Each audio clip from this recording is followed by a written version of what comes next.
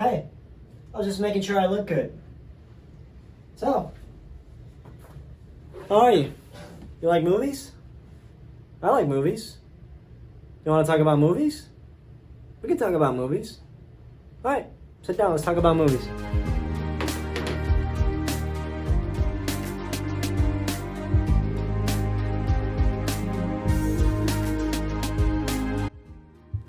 Hello and welcome to the very first Movie Talk Therapy. This is the inaugural episode. This is the maiden voyage, the pilot. I'm your host, Gabriel Rovera, joined by today the lovely Samantha Morato.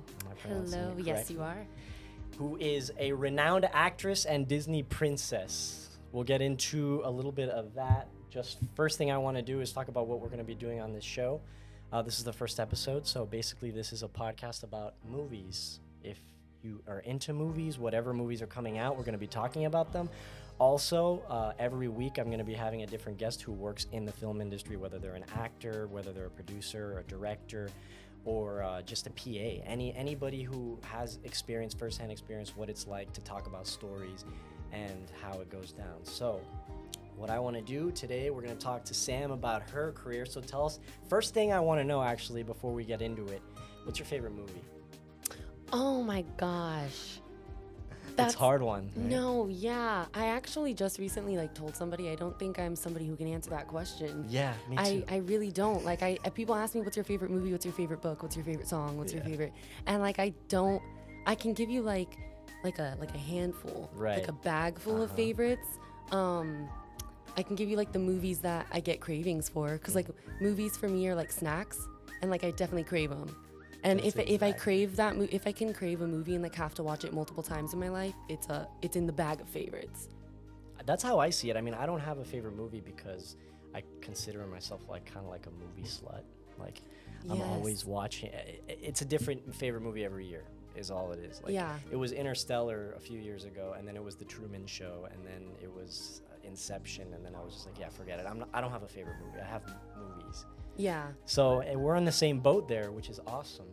For a long time, my favorite movies, I did say that my favorite movie was The Words. I don't know if you've ever seen that one. Which one's that? It's with Bradley Cooper and Zoe Saldana, and it's about he, through a series of events, ends up stealing somebody else's story and publishing it as his own, as a novel. But the way the story lines up, he's really not the bad guy. You really see how that happened and how he got himself into that situation. You really sympathize for him. And I thought that was cool because at the time it was the first time I had ever been exposed to a movie that didn't have a clear villain. Right. You know, he was his own villain. And I was like, oh my God, you can do that in a movie? That's amazing. So it blew my mind for a while. But then I started seeing there's a lot of movies like that are really great. Yeah. And I was like, oh, this is a genre. Nice. Interesting. That's awesome. Yeah, I mean, I had never heard of that movie, so I might check that movie out after this. Now I have homework. It's good. It's one of those movies that's very it has a particular feel to it. Right. You know, it's got beautiful music in the background. Who did the score, if you don't remember? I actually do not remember who did the score. Because I'm a big score guy. I am too, typically, but I don't remember who did the score for that one. I actually haven't listened to it in a long time, but it's really good, and it's very never-ending story. I don't know if you've ever read that. I've seen. It goes into the novel that he stole, and then there's different actors, and it's filtered different, and it's in a different time period, and you kind of forget that you're watching the original movie a little bit. It's called Words. The Words. The Words. All right, I'm gonna check it out. All right, Sam. So tell us about your adventures as a Disney princess. So what does that mean? Exactly. What's the company that you work for? You didn't work for Disney, right? No, I have never. I've auditioned for Disney. Okay. Well, tell us about that after. Yeah. But, so no, we are not affiliated with the Walt Disney World Company. Definitely not. No. So currently I work for One Drop of Sun Entertainment.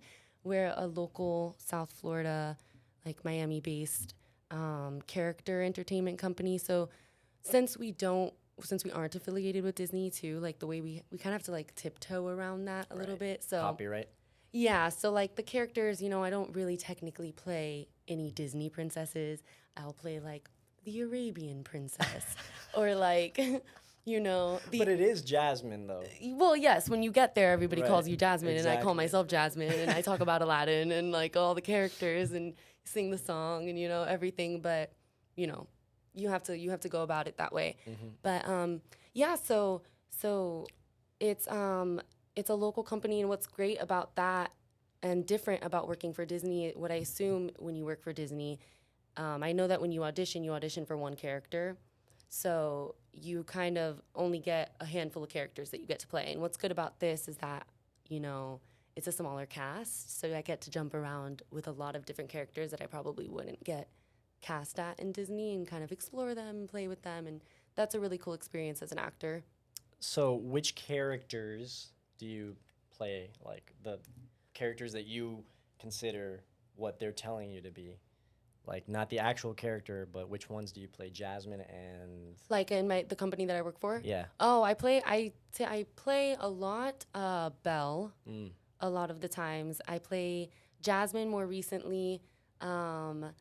I get away with Elsa somehow. If you're watching the video, you'll be like, "What?" I agree. They dye your hair or give you a wig? Oh no, every character's wigged. Even the Okay, characters yeah, that you have the hair for, Right. It's wigged. It looks better. I mean, I know that there's some people that like get hair approved in Disney, but can I drink the water? Hell yeah. Okay, I don't want to like. Don't crackle. worry. That's what the water's for. We all need a little hydration. We're gonna be talking a lot, so you Yeah. need some water. But yeah, so everything's wigged, which is its own experience. But honestly, you're sweating so much at these parties, like you're not gonna look good without a wig anyway. So no, it's really bad. And then you've got to switch characters, and it actually makes everything so much easier. I'm assuming it's the same way for Broadway, and like I know in theater productions I've been in, it's so much easier to have a wig for like quick changes and things like that. I definitely see Jasmine. I see Belle in the face, and I can picture Elsa. I can picture it. I can see it. I mean, I've seen it on your Instagram. So Yeah, I get away with it with the body language, yes, exactly. I The do a lot of attitude, I do a lot of like the character work, and I'm like very nerdy about it, and like That's cool. I watch the movies, and every now and then if I haven't seen the movie in a while, I'm like, I need to refresh that. I'm not doing that character quite so well, and I like to get like the character voices, and I change my voice for everything. And So do you have any funny, weird, embarrassing stories from the job? Have kids done anything crazy? oh yeah, definitely kids do the craziest thing. I think I've got weird stories, I've got funny stories, I've got embarrassing stories, I've also got some gross stories. Like the most recent thing that happened was you're gonna get sweat on and snotted on and like spit on a lot. Definitely not when you're funny. working this close with children. And recently I was actually doing a party as Belle, and the little girl was so excited at the end of the party. She had her piece of cake, on her plate in her hand. She's eating it. She's really excited, and she just full on coughs. Does not cover her mouth or anything. And I was there with like a wide open mouth smile. Ooh, you knew you were getting sick that week. Oh yeah. I was like looking at her like, and she just coughs like straight in my mouth. It was gross. There was like cake everywhere. I would have gone home. I would have picked up. Oh and no, gone. I just like, you just have to be like, oh my, And the funny thing about that is that like her mom had been watching our interaction, and I kind of knew her mom was watching us, so I was like kind of performing for her too when I was like interacting with her daughter. And the moment it happened, like I could see her mom like get horrified in the corner and then she start felt it. cracking up, and she was like, "Oh my God, I'm so sorry." And yeah, and so I was like, "It's okay, it happens." You just have to like, oh. Did they apologize to you later? They were like, "Oh, Oh yeah, sorry. she like walked up to me and apologized. We'll pay for your Pepto-Bismol." No, she's like, "Oh my God, I'm so sorry," and I'm just like, "Oh my goodness, it's fine. You should see what Mrs. Potts spills In tea. character. Mrs. Potts still spills tea on me all the time." You stayed in character. That I would. That's what you gotta do. That's what you gotta do. You gotta preserve the magic. True. You gotta preserve the magic. You would definitely be hired at Disney. They would hire you. I would hope so. Yeah. Disney, if you're listening.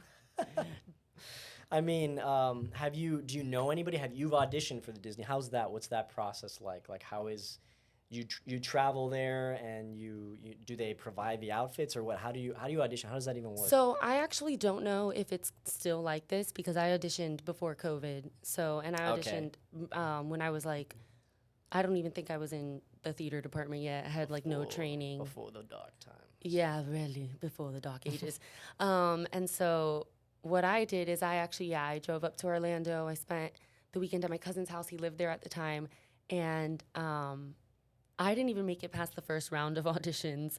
But what the first round was, it's like 700 girls there in like one go. It was crazy. That's crazy. Yeah, for like I mean, that's how it seems like that's how acting is in general. It's always tough. yeah. You go into a room with a bunch of people and they're all looking at you, and that's why I could never be an actor because of that, just that pressure. Yeah, and so they give you this number when you get in there. It was very like American Idol. Yeah. You know, they give you this number and you put it on, and you just wait for a while, and then they take I think like about 50 girls at a time, and they put you in this room, and the first round is they just line you up, and then they stare at you. Are you serious? One by one like this? They go. Wait, do And they then they just switch. do they like go around? No, I don't remember them walking around. In my memory, they just stared from like the front of the room. That's really creepy. They just looked at you. They just looked at you, and they just stared at you. And then they were writing stuff down, and then they called some numbers, and they said, if we didn't call your number, you can leave the room. Oof. And that was my Disney audition, me personally. Now, the person that I actually work for right now, the owner of One Drop of Sun, she made it through the entire Disney audition, and she was actually in training to become a Disney princess. She just never got the chance to debut because COVID ended up hitting right when she was getting started and everything. But she has a lot more experience with the whole process, and from what she's told me, yeah, there is a point in time where they give you the costume and you try it on and they see how it looks on you and how you feel as a character. They also give you some further down in the process, the audition process. They give you like training. They give you some movement classes. They give you some like character work. They train you a little bit and then see what you've done with that training. I think you have to do some. It's almost like school a little bit. You do some like projects and show them what you do. And then from that, they make their decision. That's really cool, though. Sounds fun. So, what else outside of that you do? You have acted. I helped work on a short film that you acted in, which was awesome, by the way. Harley Quinn, Black and Blue. My buddy Josh Bennett, shout out. But what else have you done? Have you done other short films? Did you do plays? Did you do Broadway? Not Broadway, but like, you know, no, Broadway, something of that nature. Hopefully. Yeah, so I've done all of the above. So my training is in theater. I have a Bachelor of Fine Arts from thank you, from FIU. Go Panthers. Yeah. And so that's really what a lot of recently I've been doing more of. But I actually started this was like my dream forever when I just knew that I wanted to be an actress. It was kind of like when you're like 4, 5, 6. You're watching movies and you're like, I have to be that person. Oh my gosh, yes. It's not even, it's so beyond that. Yeah. It's so beyond that. I have like the clearest memory of this that I have is when I saw Transformers. Wow. I don't remember which Transformers it was, but there's a scene where he's falling out of a car and like the Transformers is like holding the car, and then Megan Fox is like, Sam, and like reaches her arm out. Do you know what I'm talking about? I think I know. I think that's from the second one. There's a part where he jumps out of the car and like, I think it's Bumblebee or I don't know, Megatron or something, like he grabs him out of the car and it's like this long one shot. Yes, it's just like a really pretty, like it's visually, it stayed with me. I remember that shot stayed with me. Yeah. And the only way that I could like, because I couldn't go home and rewatch the movie, like streaming and stuff didn't exist. Yeah. You know, you would watch the movie, pay for it, and then just have to think about it. Yes. And so the only way I could like, days, right? It was awesome. It was awesome. It's how I knew I wanted to be an actress, because the only way I could like recapture that feeling was I would go home and like in my room, hang off the side of my bed and be like screaming to like, not scream, like whisper screaming, because my parents are asleep. I'd be like, that's amazing. Like acting out the story. And then I just started doing that with like every movie I loved that resonated with me. Yeah. I'd like go home and wouldn't be able to sleep. And then like my bedroom became this like playground of me at whisper tones. And you still do that. It's funny because now I do it and I get paid for it. That's amazing. As a kid, I actually I would watch my favorite movies and I would like act them out. Like they'd be playing. and I'd pretend like I was in it. That was just a thing I did when I was like 6 or 7. So like that's how I knew I loved film, and that's how I knew I wanted to make movies, because it's all I cared about. Yeah. So yeah, I mean, it's just something that is just in our DNA when we're kids, and we chase it, and sometimes desperately so. Yes. We cling on to it in these hard times, but the need can't to give up. storytell. Right? That's just how it is, and hopefully that need never goes away. Mm-hmm. So I want to talk about Disney because I was always a huge Disney fan. Growing up, I would go to the parks like 4 or 5 times a year. We had annual passes. I like memorized all Same. like I knew that it was crazy though. Like I knew like the dates that the rides opened, and like I knew the history of Walt Disney, and I would read his autobiography. But like over the last few years, it seems like it's gotten really hard to go to Disney for a lot of people. And I was lucky enough. Well, last year I had an annual pass, and I kind of didn't renew it because it was just so expensive. It was like $1,300 for that 1 year, and I went like 4 or 5 times. But it wasn't that bad when I was younger. And it seems like more and more families in the last decade or so are being kind of alienated from going because of the price increase. I don't know if you know about the CEO, Bob Chapek, Yes. who got axed recently Yeah. because he made a lot of bad decisions. And Iger's back. Iger's back. Hopefully he rights the ship, but that guy Chapek, I actually knew who he was before he became CEO, because he was the chairman of the parks for like since I think 2012 or something. So Okay, cool. he was making a lot of really rough decisions. Like I knew that something was happening in the parks since I was like 17 or 18, because they added that app. And you know what I'm talking about, the My Disney Experience app, which kind of made things a little complicated, and it sort of alienated older people who weren't very tech savvy. So it started to become very complicated to get like fast passes and stuff like that. And then he was the one who made a lot of those decisions and closed a lot of people's favorite rides. And then when he became CEO, it was like, uh-oh, we were like, what's going to happen? And then we saw things like all the movies tanked at the box office. The tickets went up like crazy. Now, the other day, actually like 2 days before we started recording this, I was reading an article this morning that said that Bob Iger had to freeze the hiring process all over Disney parks and studios, because they don't have enough money to pay their employees. Wow. Like they're like, we're not going to hire anybody for like a year or maybe longer, because we lost so much money in the last few years. They've lost money. Like they still make money because it's Disney, but they lost money, and they were I believe it. with 2 major movies back to back flopping. Lightyear flopped. And then the new one that I didn't even see, it's called like Strange Worlds or something. I didn't even, like promotion on that was so limited. They rarely promoted it because I don't know. I think they didn't have any faith in it or something. And also there's a lot of in their modern movies. Maybe that's part of the reason why people haven't been going, is because there's a lot of political stuff in there, and people are scared to take their kids. Like I have a brother who has kids, so I have nephews, and like he's like, oh, I don't want to take them to see Lightyear because apparently there's like all this like woke stuff in it. Yeah. And it's like, okay, yeah, I get it, but like, that kind of stuff has always been in movies, but now it's in kids' movies, so you kind of have to like toe the line, like what is okay for a kid to see. Yeah. And then that's why a lot of parents aren't taking their kids to see the movies, because they're scared. And I think a lot of those decisions came from Bob Chapek just not knowing what the right thing to do is, because he's not a strong enough guy like Iger, who knew, oh, that's what works here, that's what works here. Chapek was more just like, yeah, let them do whatever they want, and we'll see what happens. So I don't know. What do you think they should do? I might be putting you on the spot, but what do you think would be a good thing for them to do in the next 3 months that would bring people back to the parks and bring the magic back? Well, I don't know if they'd be able to do it in 3 months. Yeah, no, not realistically. But I mean, my opinion and what I've been viewing from Disney over time, and this is just my personal opinion, it may change, tomorrow, but right now what I think the problem is I think Disney, when we were younger, we were Disney's audience as young kids. And I think the problem is we have stayed Disney's audience this generation. That's a really good point. I really do think that's the problem, is Disney's audience is now Disney adults who used to be Disney kids in the 90s. It's no longer children, and it's no longer families, and it's no longer, about that.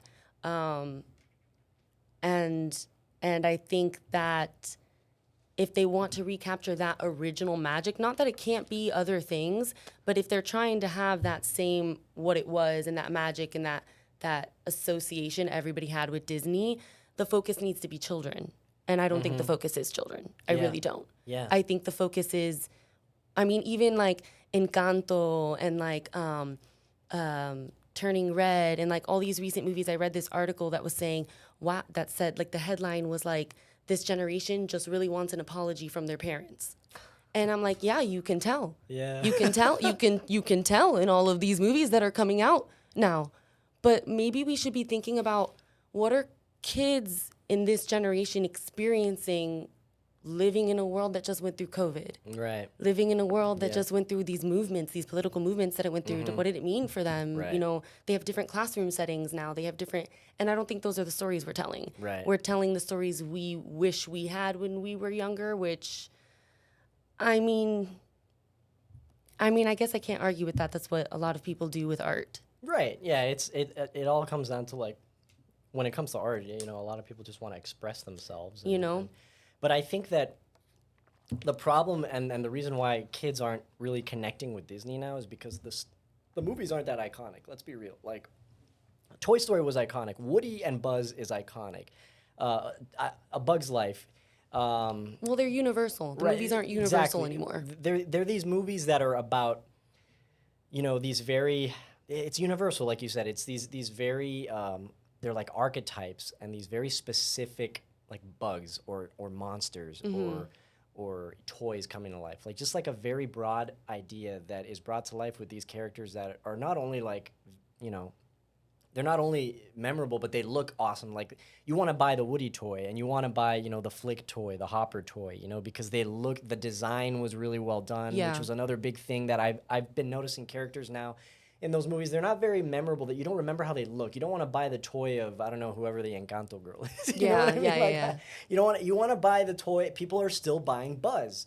People are still buying, you know, well, Star Wars was not Disney, but people are buying the Darth Vader toys. They're not buying the Kylo Ren toys. Yeah, this You know is what true. I mean? So, like, I think that we had an amazing childhood, and what's happening is, like what you said, they're making the movies for the adults and not for the kids. They're not thinking about what made the movies work, which was just dig deep into just, like, archaic storytelling. Yes. Go deep into what made stories work, like Joseph Campbell's, like, The Yes. Hero's Journey. Go into the hero's journey and make something that we haven't already seen that is kind of, I don't know, tribal, you know? Like, Yes. you tell stories have been being told, you know, around a campfire. Like, that was how it started, around a campfire, but, like, the natives and, like, in a far-off land, you know? That's how it should be, but you got to tell those stories in a way that, you know, people will connect with, and those are the ones that people connect with, the mythological kind of stories that have always been there, and you just put a new, you know, coat of paint on it in a way that works. Yeah. Now what they're doing is there's a lot of reboots.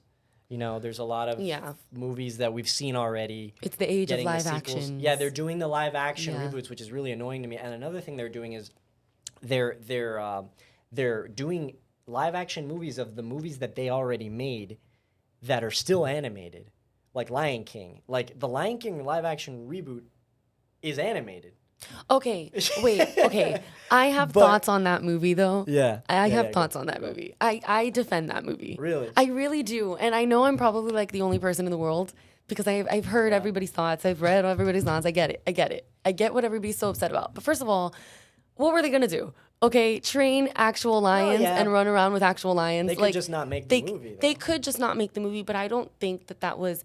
So, okay, this may be a little off topic, but I'm somebody that has like I don't know if I've ever explained this to you before, but I have like two movie opinions. I have like whether or not I as a person enjoyed the movie, and then whether or not I as like an artist enjoyed the movie. Okay. And so like those things can be different. I could think a movie sucked, but think it was great. Right. And think a movie was great, but like think it was like artistically kind of not great. Like it probably wasn't made well, but I just really vibe with it. I just really like it. Like I can see those two perspectives, and I'm always looking at those two perspectives. And so I understand why people didn't like the movie, but I think I saw right away what I think was the artistic purpose behind the movie. And so I'm somebody that watches a lot of nature documentaries and like documentaries in general like that.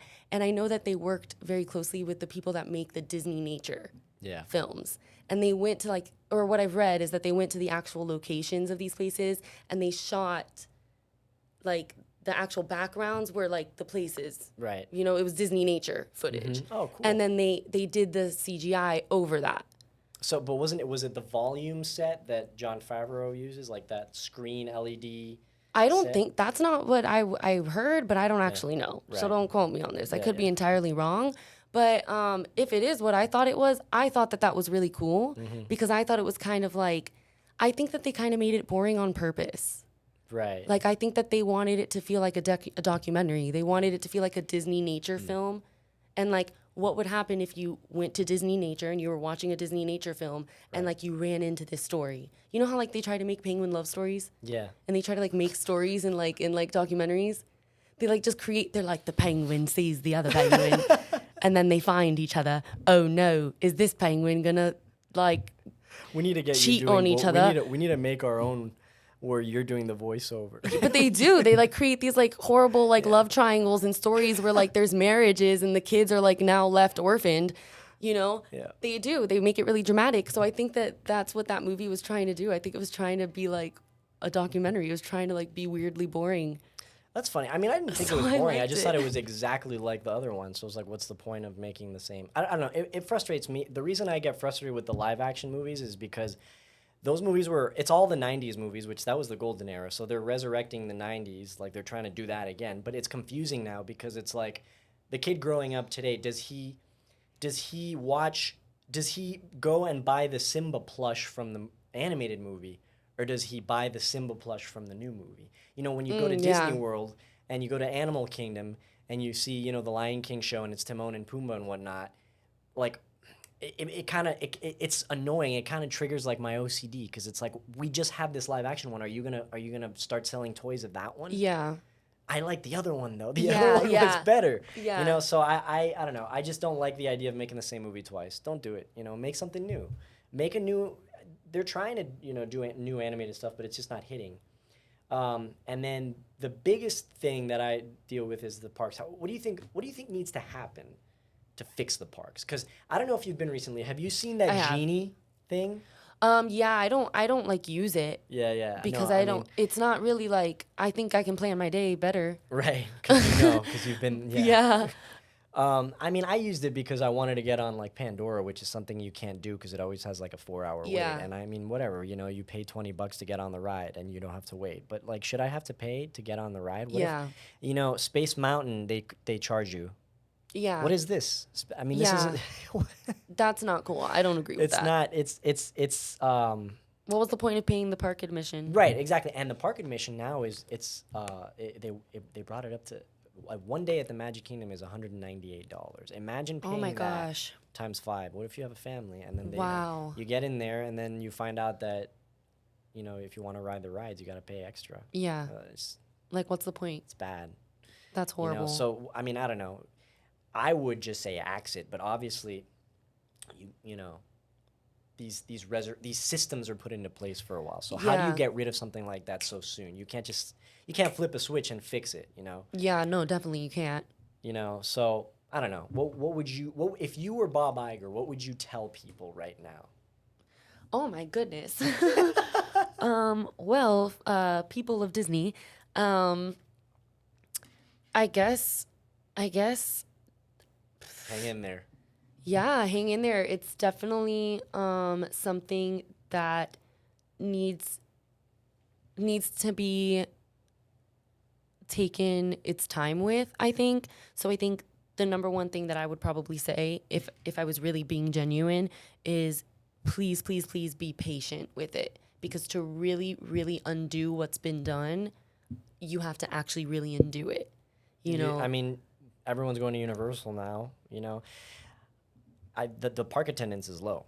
Mm-hmm. And I have a friend who was there during Christmas now, like right now, and he says, oh, there's no one here. That's crazy. Wow. It's crazy. You know, it used to be really packed around this time. So, you know, people are going to Universal. So when people find an alternative and Disney sees that, they have to look at the competition and be like, oh wow, we used to be the number one theme park in the world, and now we're like we've gone down to number 3. What is this? Disney was the best place in the world. But I think that also had to do a lot with too, like they just set the standard for hospitality and the way that they treated people. And I think, I don't know what your experience has been, but I think that has changed. The cast members and like their have a magical day attitude isn't quite as magical. Gone. No, it's gone. I know. They used to say welcome home when you got to the hotel. It used to be amazing. They were like super happy, and now they're mean. Yeah, and it's not even angry. just that. I mean, this may be like really bitchy of me, and like I don't know, maybe it's just because I grew up with it different. But like they talk about their personal lives now.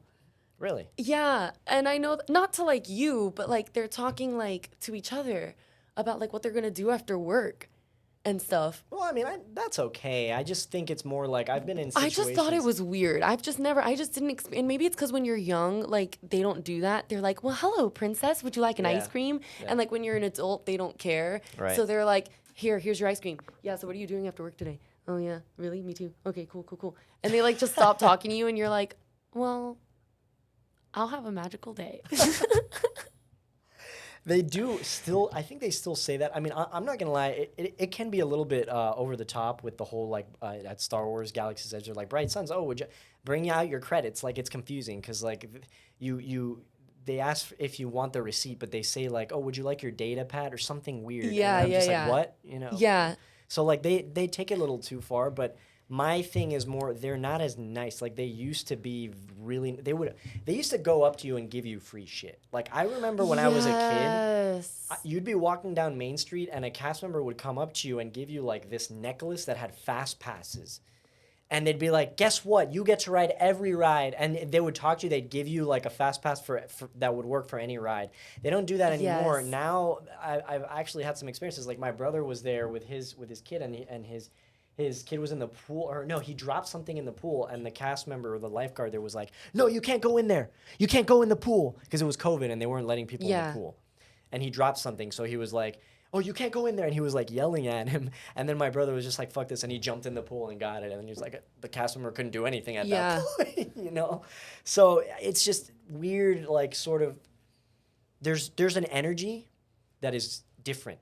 Now. I think that's part of why it lost its magic too. Is like we were talking about earlier, like everything going on to these apps and like doing the fast passes on the apps, and everything's on your phone and stuff like that. And I think part of what made Disney so incredible was that everything was tangible. So you put down the phone, you were off your phones, pagers, whatever it was at the time. When you're waiting in line, there were things to look at. There was stuff to do. Yeah, there was. Right. You were talking to your family. You were like getting excited. You were planning the rest of your day. Where are we gonna eat? When's the next fast pass? Okay, we got to run to get there. Okay, everybody. But like, who's the fastest runner? Because we have to run to go press the button in the machine to give us the fast pass, and then we got to see our time on the fast pass to see what time we come back. And all of that planning was fun. That was part of the Disney experience. Yeah.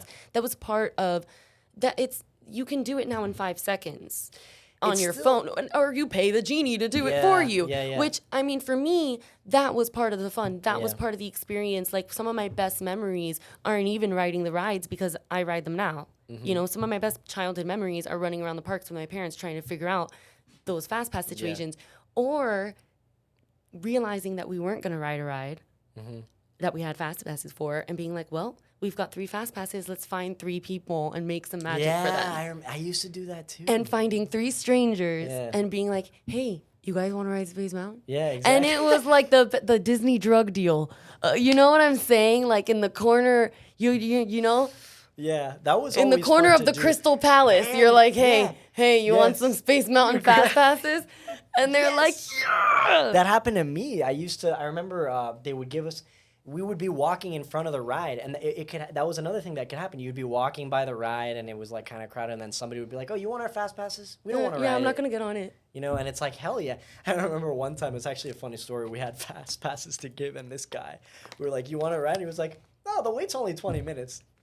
And he just got it. I'm just like, bro, you could ride it twice. Like, oh, wow. You could have just taken it and ridden it twice. So yeah, things like that are gone, and that's true. I didn't think about that. And the other thing is that since you're always on your phone, it kind of takes away from, it's stressful because looking at your phone can be stressful. Looking at Instagram can cause anxiety. Yeah. And you're in line and I've been noticing that my anxiety levels at Disney get high because I'm really like focused on making sure I get on this virtual queue. Yeah. And like, oh God, I have to be glued to my phone right at 1:00 when it hits so that I can get it. And like, I also have to be on the phone the whole time to make reservations. Otherwise, I'm not eating that day. Yeah. So you're the whole time you're here. Oh my gosh! And you can't even order food now. You have to do the mobile order and sit. It's so. That's fine. I like that don't. because it's like you don't. It's cool. That's cool because you just walk up to the restaurant and you go, oh, cool. Oh, sweet. I can get the food. And then you get a text and you can just walk around. That's different. But to me, it's more just like the having to make reservations for things. I didn't like it. Yeah. It's just because the reason I found it cool was because instead of waiting for your food, you just wait somewhere else. Yeah. It's like the Fast Pass, the old Fast Pass. Yeah. But for food. And then once you get it, you can just sit down. But yeah, I know what you mean. I guess it just frustrated. It just frustrated me the first time because I didn't really realize that they had done that. When I hadn't been in a long time, and so the first time I'd gone back after not going for a long time, they had this mobile order thing, and I was just really hungry. Yeah. You know, and I was just really hungry, and I just walked up to a place trying to get food, and they were like, "Sorry, you have to have a mobile order." Oh and I was like, well, okay, how do I do that? And then I had to like figure it out, and like it was just a process, and I just like wanted a burger. Also, you wanted a burger, and the burger's like $32, and you're yeah. like, oh my God, dude. And I was like, oh my gosh, I just wanted to get my burger and go, but now I have to like sit here and figure out how to order it, and like she could do it faster than me. I could just tell you what I want. Can I just tell you and you do it for me? And they're like, no, you have to do a mobile order. But I'm also like, I go to vacation to be lazy. Like I don't want to.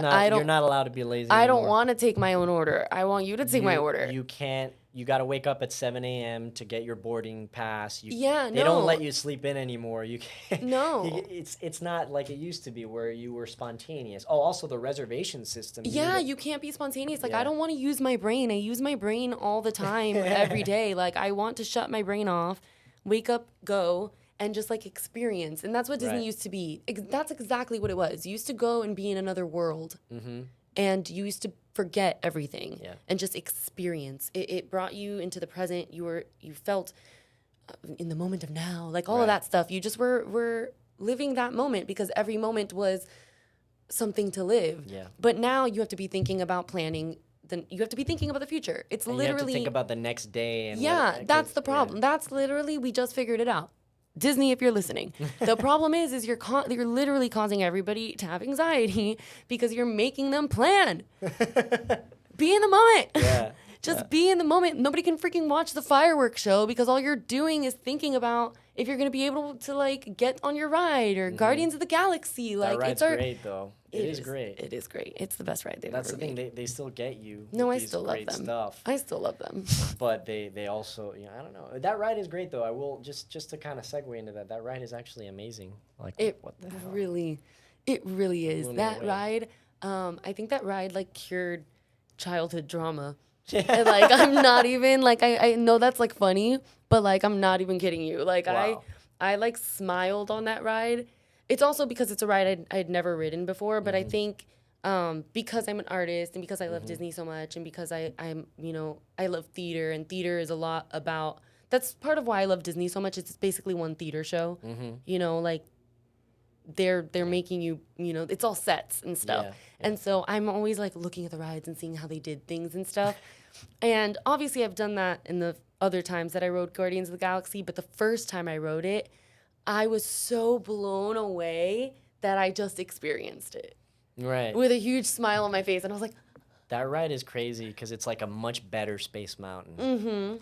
And you get thrown backwards and you spin around and suddenly it's a whole other ride. Oh my gosh, it's just incredible. Crazy. But yeah, I mean, they still get you with things like that, but they just fix the other stuff. You know? Just hang in there and fix the other stuff. Yeah. They need to get back to the root of what Disney was, and that's not Disney adults. Right. It's children and adults. It's both. It's where the parents and the children could have fun together. Yeah, but I don't even think that that's what it is. Like, I don't think... Yeah, but I don't think those are the adults that they're marketing right now. I think that they're marketing right now to the single, like, young people.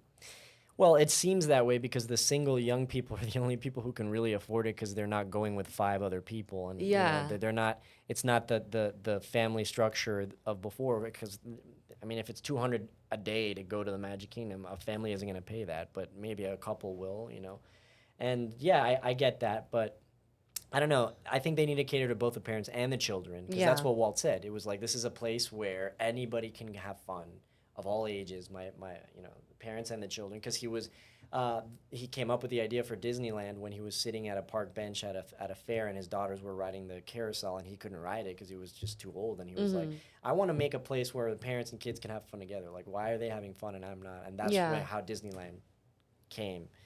So yeah, just do that. Bring Yeah. Walt back and just do that. Yeah, just bring him back. Just bring him back. He's frozen somewhere. Come on. But anyway, we are running low on time. So it was definitely an awesome debate. I definitely want to have you on again sometime. Maybe be like a future co-host with my guests. Nice. Yeah, so... Hell yeah. So thank you all. Thanks, Sam, for coming aboard. Thank you so so much for having me. Great convo, great episode, great pilot maiden voyage. I want everybody to like, comment, subscribe, share. It'll be on Spotify on all the wavelengths. So hopefully come back for more. Thanks, and we will see you later.